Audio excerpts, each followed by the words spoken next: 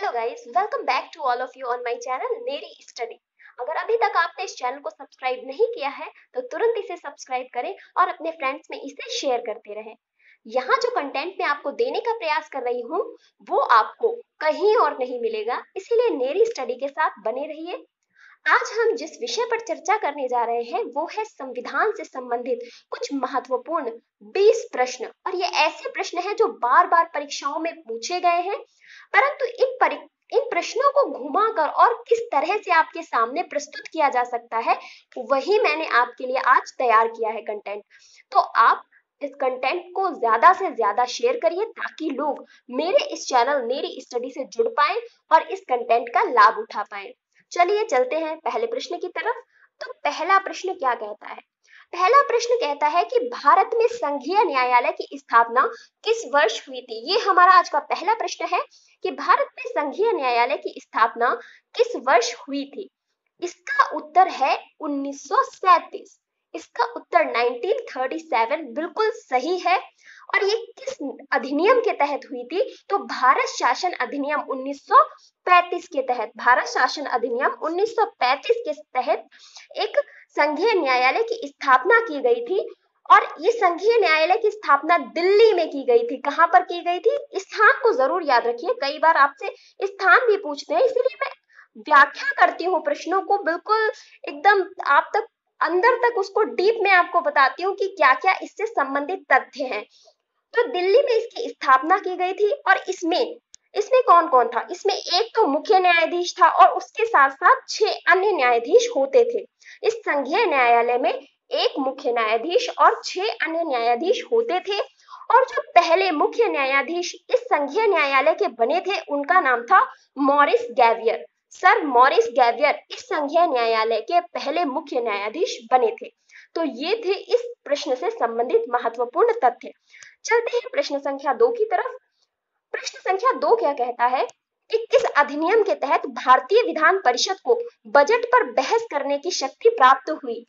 किस अधिनियम के तहत भारतीय विधान परिषद को बजट पर बहस करने की शक्ति प्राप्त हुई? क्योंकि भारतीयों के पास पहले तो अधिकार थे नहीं, परंतु जब उन्होंने इतना ज्यादा संघर्ष किया, इतने ज्यादा विवाद हुए, उसके बाद अंग्रेजों ने थोड़ा थोड़ा करके उनको सहयोग अपने में मतलब देना प्रारंभ किया कि पहले उन्हें सरकारी नौकरी देना। पहले तो सरकारी नौकरी भी नहीं देते थे ना, पदों पे उनको पद ही नहीं देते थे, क्योंकि उनका मानना ऐसा था कि भारतीय जो है भ्रष्टाचारी है, तो वो पद भी नहीं देते थे। फिर धीरे धीरे उनको शासन में लेना प्रारंभ किया, फिर उनको बताया कि बजट पर बहस करने का यहाँ पर शक्ति दी थी। और इसका उत्तर होता है बी, भारत परिषद अधिनियम 1892।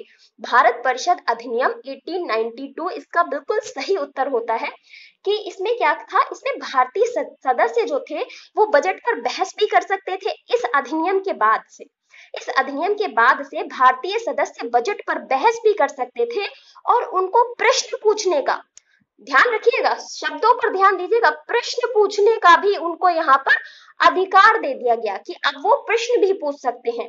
परंतु यहाँ पर एक दो अधिकार थे जो अभी भी नहीं दिए गए थे। वो थे कि वो मतदान नहीं कर सकते थे। उन्हें मतदान करने का, जो सदन में मतदान होता था, उन्हें वो मतदान करने का अधिकार नहीं था। और साथ ही साथ उन्हें अनुपूरक प्रश्न पूछने का भी अधिकार नहीं था।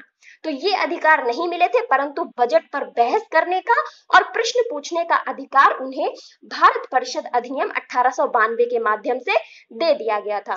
चलते हैं प्रश्न संख्या 3 की तरफ कि भारत शासन अधिनियम 1935 द्वारा कितने प्रांतों में द्विसदनीय विधान मंडल बनाया गया?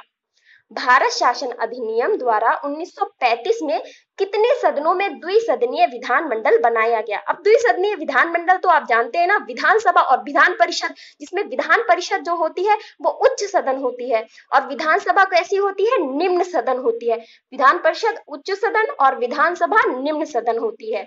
तो इसमें 6 प्रांतों में द्विसदनीय विधानमंडल बनाया गया था। अब ये 6 प्रांत कौन कौन से थे? देखिए, इस स्क्रीन पे लिखना बहुत ही मुश्किल है, इसीलिए मैं बहुत ज्यादा चीजें तो नहीं लिखती हूँ, लेकिन मैं आपको जो बोलती हूँ उस पर ध्यान देते रहिए और ध्यान पूर्वक उन शब्दों को सुनिए जो मैं बोलती हूँ। तो 6 जो प्रांत थे उनका नाम मैं आपको बताने जा रही हूँ। वो प्रांत थे बिहार, बंगाल, असम, संयुक्त प्रांत, बंबई और मद्रास। एक बार फिर रिपीट करूंगी, बिहार, बंगाल, असम, संयुक्त प्रांत, बंबई और मद्रास, ये 6 प्रांत थे जहां पर द्विसदनीय विधानमंडल बनाया गया था, वो भी 1935 का जो अधिनियम था उसके द्वारा। चलते हैं प्रश्न संख्या 4 की तरफ। कौन सा अधिनियम प्रस्तावना विहीन था? देखिए नया प्रश्न है आपके लिए, आपने हो सकता है इससे पहले ये प्रश्न ना पढ़ा हो कि कौन सा अधिनियम प्रस्तावना विहीन था। और ये प्रश्न वही उत्तर दे पाएगा जिसने संविधान को गहराई में जाकर पढ़ा है। आप लक्ष्मीकांत पढ़िए, आप कोई भी बुक पढ़िए, लक्ष्मीकांत तो बहुत बेस्ट बुक मानी जाती है संविधान के लिए, लेकिन आप कोई भी बुक पढ़िए, जब तक आप उसका गहराई से अध्ययन नहीं करेंगे तब तक इन छोटे छोटे प्रश्नों का उत्तर नहीं दे सकेंगे। तो इसका उत्तर क्या होता है कि कौन सा अधिनियम प्रस्तावना विहीन था? इसका उत्तर है भारत शासन अधिनियम 1935। भारत शासन अधिनियम को प्रस्तावना विहीन कहा जाता है क्योंकि जितने भी अधिनियम आते थे उनमें एक प्रस्तावना रहती थी, परंतु इस अधिनियम में कोई भी प्रस्तावना नहीं थी। अब इसके पीछे कारण क्या था? इसके पीछे कारण था कि इसके लिए जो प्रस्तावना रखी गई थी वो जो भारत शासन अधिनियम 1919 का आया था, इसमें वही प्रस्तावना को इसमें रख दिया गया था और इसके लिए कोई अलग से प्रस्तावना नहीं बनाई गई थी। तो इसमें भारत सरकार अधिनियम 1919 की प्रस्तावना का प्रयोग किया गया, अलग से इसके लिए प्रस्तावना नहीं बनाई गई। तो दो प्रश्न क्लियर हो गए कि 1919 की प्रस्तावना को किस अधिनियम के लिए प्रस्तावना बनाया गया, तो उत्तर हो जाएगा 1935 का अधिनियम। और अगर पूछा जाए प्रस्तावना विहीन कौन था तो 1935 का अधिनियम। चलते हैं अगले प्रश्न की तरफ। प्रश्न संख्या 5 क्या कहता है? प्रश्न संख्या 5 कहता है कि अंतरिम सरकार का गठन किस योजना के तहत किया गया? अंतरिम सरकार का गठन किस योजना के तहत किया गया? अगर आपने इन प्रश्नों को पढ़ लिया तो यहां से आपके 1, 2, 3 या 5 भी नंबर पक्के हो सकते हैं। तो संविधान को मैं इस तरह से आप तक पहुंचाऊंगी कि आपका मैटर बिल्कुल क्लियर होता चले। पहले प्रश्नों पे ध्यान देंगे, उसके बाद हम इसको थ्योरी में भी कवर करेंगे। टेंशन मत लीजिए, बस बने रहिए। तो अंतरिम सरकार का गठन किस योजना के तहत किया गया? कहते हैं कि कैबिनेट मिशन योजना के तहत। कैबिनेट मिशन योजना के तहत अंतरिम सरकार का गठन किया गया। तो 24 अगस्त 1946 की बात है कि जब अंतरिम सरकार की घोषणा की गई थी। क्या की गई थी? घोषणा की गई थी। घोषणा और गठन में अंतर होता है, समझिए। यदि घोषणा पूछा जाए तो 24 अगस्त 1946 होगा, 1946 होगा, परंतु जब बात करेंगे उसके गठन की तो उत्तर क्या होगा? तो उत्तर होगा 2 सितंबर 1946, 1946, 2 सितंबर 1946 उत्तर होगा कि अंतरिम सरकार का गठन कैबिनेट मिशन के द्वारा, कैबिनेट मिशन के तहत 2 सितंबर 1946 को किया गया था। क्लियर हो गया ना? एकदम क्लियर रखिए। और इसका गठन किसने किया था? JL नेहरू, जवाहरलाल नेहरू के नेतृत्व में इसका गठन अर्थात अंतरिम सरकार का गठन किया गया था। चलते हैं नेक्स्ट क्वेश्चन की तरफ।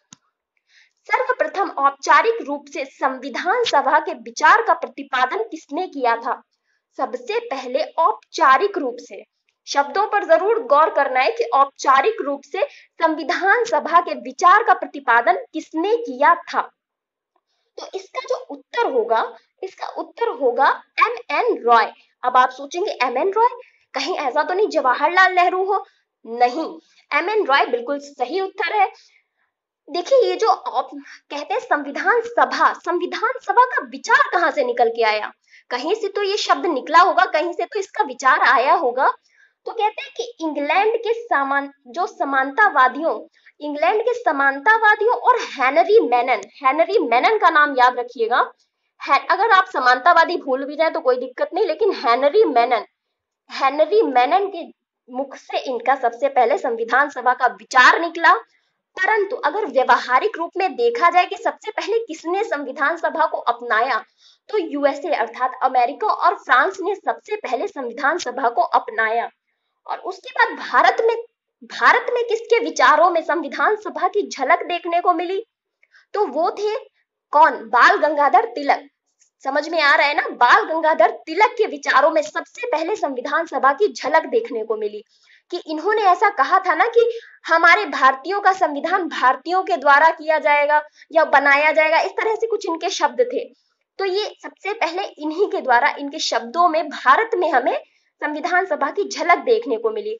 परंतु औपचारिक रूप से एम.एन. रॉय ने कहा कि भारतीयों के लिए एक संविधान सभा का निर्माण किया जाना चाहिए जो संविधान बनाए। तो ये सभी इन तथ्यों को जोड़कर पढ़िए ताकि आपको प्रश्न ज्यादा से ज्यादा क्लियर हो सके। आशा करती हूँ कि मैं जो समझा रही हूँ वो आप तक पहुंच रहा है और आपको तथ्य क्लियर हो रहे हैं। चलते हैं प्रश्न संख्या 7 की तरफ। प्रश्न संख्या 7 क्या कहता है कि अंतरिम सरकार का गठन कब हुआ था? अंतरिम सरकार का गठन कब हुआ था? तो अभी मैंने जब पहला प्रश्न जो इससे पहले था उसको जब एक्सप्लेन किया था तो मैंने उत्तर बताया था 2 सितंबर 1946 को। 2 सितंबर 1946 को अंतरिम सरकार का गठन हुआ था और किसके नेतृत्व में? जवाहरलाल नेहरू जी के नेतृत्व में, कैबिनेट मिशन के द्वारा। चलते हैं अगले प्रश्न की तरफ। अंतरिम सरकार में गृह मंत्री कौन था?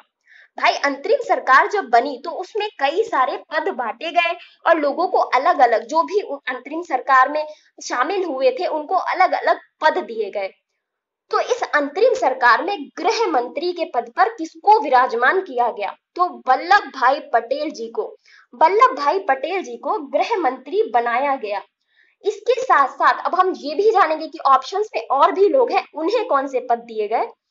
तो बलदेव सिंह को रक्षा मंत्री बनाया गया। अंतरिम सरकार की बात चल रही है क्योंकि अभी एक बार गठन और से होगा संविधान सभा का, जब तब वहां पद दूसरे बांटे जाएंगे। तो यह अंतरिम सरकार में बलदेव सिंह को रक्षा मंत्री बनाया गया और नेहरू जी को क्या बनाया गया? कार्यकारी परिषद का उपाध्यक्ष और इसके साथ साथ विदेशी मामलों और राष्ट्रमंडल का अध्यक्ष इनको बनाया गया, जवाहरलाल नेहरू जी को। और वहीं जॉन मथाई की बात करें तो इनको उद्योग व आपूर्ति का मंत्री बनाया गया। इतना क्लियर है ना? बिल्कुल क्लियर। चलिए आगे चलते हैं प्रश्न संख्या 9 की तरफ कि भारत में पंजाब में किसके नेतृत्व में यूनियनिस्ट पार्टी ने सरकार बनाई थी? 1937 में प्रांतीय चुनाव हुए थे जिसके बारे में मैंने आपको बताया था और उसमें किनके नेतृत्व में यूनियनिस्ट पार्टी ने सरकार बनाई थी? तो इसका उत्तर है सिकंदर हयात खान। सिकंदर हयात खान ने पंजाब में सरकार बनाई थी। और इसके अलावा अल्लाह बख्श ने कहां पर सरकार बनाई थी? तो इनके बारे में हम देख लेते हैं। अल्लाह बख्श ने सिंध में, कहां पर?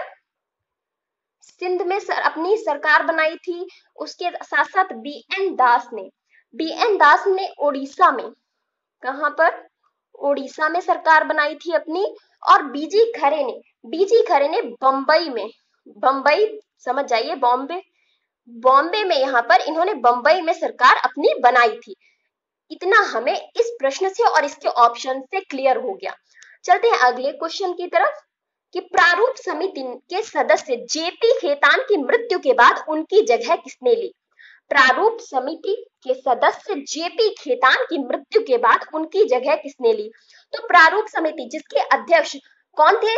जिसके अध्यक्ष थे बी.आर. अम्बेडकर जी, भीमराव अंबेडकर जी उसके अध्यक्ष थे और उसमें अन्य 6 सदस्य थे। कुल मिलाकर तो 7 सदस्य थे, परंतु यदि अध्यक्ष को आप निकाल दें तो 6 सदस्य उसके बाद थे। तो उन 6 सदस्यों में से जेपी खेतान जी की मृत्यु हो गई थी, किसी कारणवश इनकी अचानक से मृत्यु हो गई और उसके बाद टी कृष्णामाचारी ने इनका पद लिया था और इनकी जगह पर टी कृष्णामाचारी को शामिल किया गया था। बाकी एन गोपाल स्वामी अयंगर इसमें पहले से शामिल थे, के.एम. मुंशी भी पहले से शामिल थे, परंतु एन माधव राव ने भी किसी का पद लिया था। एन माधव राव ने बी.एल. मित्र की जगह ली थी, जो थोड़े समय के बाद इस प्रारूप समिति से बाहर हो गए थे। तो एन माधव राव ने इनकी जगह ली थी। अगले प्रश्न की तरफ चलते हैं। आशा कर रही होंगी कि आपको प्रश्न क्लियर हो रहे होंगे, किसी भी प्रकार का कोई डाउट नहीं हो रहा होगा। तो चलते हैं अगले प्रश्न की तरफ। तो प्रश्न संख्या 11 की तरफ चलते हैं। प्रश्न संख्या 11 क्या कहता है कि वेबल योजना के अनुसार कार्यकारी परिषद में हिंदू और मुस्लिम की सदस्य संख्या समान थी। क्या ऐसा था? फिर दूसरा कथन, जो दूसरा एक कारण दिया गया है इसका, वो ये है कि वेबल का विचार था कि ऐसा करने से भारत का विभाजन बच जाता है। मतलब अगर वो उनका कहना है कि वेबल योजना के अनुसार कार्यकारी परिषद में हिंदू और मुस्लिमों की संख्या जो थी वो समान थी। परंतु क्या ऐसा करने से भारत का विभाजन बच जाता? ये बेबल का विचार था। तो इसका सही उत्तर होगा कथन सही है, परंतु कारण एकदम गलत है। कथन तो सही है कि हिंदू और मुस्लिमों की संख्या समान थी, परंतु इसका कारण ये नहीं था कि वो भारत विभाजन को रोकना चाहते थे। ऐसा बेबल का बिल्कुल भी योजना नहीं थी, क्योंकि उन्होंने कहीं भी भारतीयों मतलब हिंदू और मुस्लिमों की एकता बढ़ाने का प्रयास नहीं किया। वो भारत विभाजन को रोकना नहीं चाहते थे, बल्कि वो क्या चाहते थे कि जितने भी राजनीतिक गतिरोध हैं वो समाप्त हो जाएं और भारत को पूर्ण स्वशासन की दिशा में आगे बढ़ाना, और उसके साथ साथ जो भी संवैधानिक गतिरोध चल रहे थे उनको समाप्त करना था, ना कि भारत विभाजन को रोकना। तो ये कथन, तो ये वाला जो बी है, ये बी कारण बिल्कुल गलत है, जबकि कथन देखा जाए तो कथन बिल्कुल सही है। चलते हैं अगले प्रश्न की तरफ। संविधान की पांडुलेखन समिति का सदस्य कौन नहीं था? संविधान की पांडुलेखन समिति का सदस्य कौन नहीं था? तो इसका उत्तर है जवाहरलाल नेहरू। जवाहरलाल नेहरू जी जो थे वो संविधान की पांडुलेखन समिति के सदस्य नहीं थे। चलते हैं अगले प्रश्न की तरफ। प्रश्न संख्या 13। भारतीय संविधान के निर्माण के समय संवैधानिक सलाहकार कौन थे? भारतीय संविधान के निर्माण के समय संविधान के जो संवैधानिक सलाहकार कौन थे? तो बी.एन. राव जी, बी.एन. राव जी इनके संवैधानिक सलाहकार थे जब संविधान निर्माण की बात आई थी। तो ये याद रखने वाला तथ्य है, ये आप याद रखेंगे। चलते हैं अगले प्रश्न की तरफ। प्रश्न संख्या 14 कहता है कि संविधान की निर्मात्री परिषद की झंडा समिति के अध्यक्ष कौन थे? ये प्रश्न यहाँ बहुत ही विवादास्पद प्रश्न है। यहाँ डालने का कारण ये था कि आपके 2 नंबर बिल्कुल एग्जाम में पक्के कराए जा सके। मैं ये प्रश्न आपको ऐसे एक्सप्लेन करूंगी कि आपको इससे रिलेटेड जो भी डाउट्स हैं आज के बाद तो रह नहीं जाएंगे, और कोई भी अगर आपसे इस प्रश्न पर बहस करना चाहेगा ना तो आप उसे बेहतर बता सकेंगे। तो इसका पता है क्या? इसका उत्तर कई लोग जेबी कृपलानी बताते हैं झंडा समिति के अध्यक्ष, परंतु ये बिल्कुल गलत उत्तर है। इसका सही उत्तर है डॉक्टर राजेंद्र प्रसाद। अब कैसे, इसको मैं एक्सप्लेन करूंगी कि इतिहास में 2 झंडा समितियों के बारे में चर्चा की गई है। 2 झंडा समितियों के, एक समिति तो तब बनी थी जब 2 अप्रैल 1931 को कराची अधिवेशन हुआ था। किसका? कांग्रेस का। कांग्रेस का जब कराची अधिवेशन हुआ था तो वहां एक झंडा समिति बनी थी, और जिसके अध्यक्ष कौन थे? जिसके अध्यक्ष थे सरदार वल्लभ भाई पटेल। सरदार वल्लभ भाई पटेल जी उस समिति के अध्यक्ष बने थे। उनके अलावा 6 और सदस्य भी उसमें शामिल थे। परंतु एक जब संविधान निर्मात्री परिषद का निर्माण हुआ, उसमें एक झंडा समिति, तदर्थ झंडा समिति बनाई गई। कौन सी?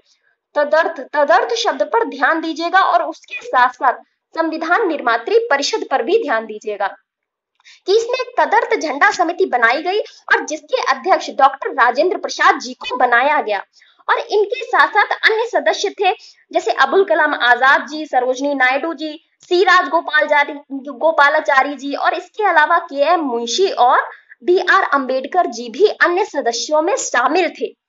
परंतु इसमें कहीं भी जेबी कृपलानी का नाम नहीं आता है। तो लोग जेबी कृपलानी क्यों कहते हैं? इसलिए कहते हैं क्योंकि उनके पास ज्ञान की अधिकता नहीं है, ज्ञान से संबंधित कोई पुख्ता स्रोत नहीं था। इस वजह से उन्होंने जेबी कृपलानी को झंडा समिति का अध्यक्ष मान दिया। परंतु आयोग इसको गलत मानता है। आयोग के अकॉर्डिंग जो सही उत्तर है वो डॉक्टर राजेंद्र प्रसाद है। तो अब आप कभी भी झंडा समिति के अध्यक्ष जेबी कृपलानी को नहीं बोलेंगे, क्योंकि किसी भी झंडा समिति के ये अध्यक्ष नहीं रहे। कहीं भी कोई जो हाई क्लास जितनी भी बुक्स है, कहीं भी जेबी कृपलानी जी को झंडा समिति का अध्यक्ष नहीं बताया गया है। परंतु आप गूगल सर्च करेंगे तो मे भी हो सकता है कि जेबी कृपलानी सामने निकल कर आए, लेकिन जेबी कृपलानी सही उत्तर नहीं है। सही उत्तर है डॉक्टर राजेंद्र प्रसाद जी, और आप यही लगा कर आएंगे तभी आप 2 नंबर गेन कर पाएंगे। तो आशा करती हूँ कि डाउट क्लियर हो गया होगा। अब आप भविष्य में कभी भी ये प्रश्न गलत नहीं करेंगे। चलते हैं अगले प्रश्न की तरफ कि किसने कहा था संविधान सभा कांग्रेस थी और कांग्रेस भारत था? किसने कहा था कि संविधान सभा कांग्रेस थी और कांग्रेस भारत था? इसका उत्तर है ऑस्टिन। ऑस्टिन ने ही कहा था कि संविधान सभा जो थी वही कांग्रेस थी और कांग्रेस ही भारत था। अब ये ऑस्टिन कौन थे? ऑस्टिन एक पद्मश्री विजेता भी रहे, पद्मश्री विजेता भी रहे। और इनकी कौन सी पुस्तक में इन्होंने ये शब्द कहे थे? तो द इंडियन कॉन्स्टिट्यूशन शब्द जो बुक थी इनकी, उसमें इन्होंने ये शब्द कहे थे कि संविधान सभा भारत कांग्रेस थी और कांग्रेस ही भारत था। चलते हैं अगले प्रश्न की तरफ। मूल संविधान में अनुच्छेद, अनुसूची और भाग की संख्या कितनी थी? जो मूल संविधान शब्द पर ध्यान दीजिएगा। मूल संविधान में अनुच्छेद, अनुसूची और भाग की संख्या आपसे पूछी जा रही है, तो इसका सही उत्तर है 395 अनुच्छेद, 8 अनुसूचियां और 22 भाग। 395 अनुच्छेद, 8 अनुसूचियां और 22 भाग। वर्तमान में इनकी संख्या बदल चुकी है, परंतु मूल संविधान में इनकी संख्या 395 अनुच्छेद थे, 8 अनुसूचियां थी और 22 भाग थे। चलते हैं अगले प्रश्न की तरफ। प्रश्न संख्या 17।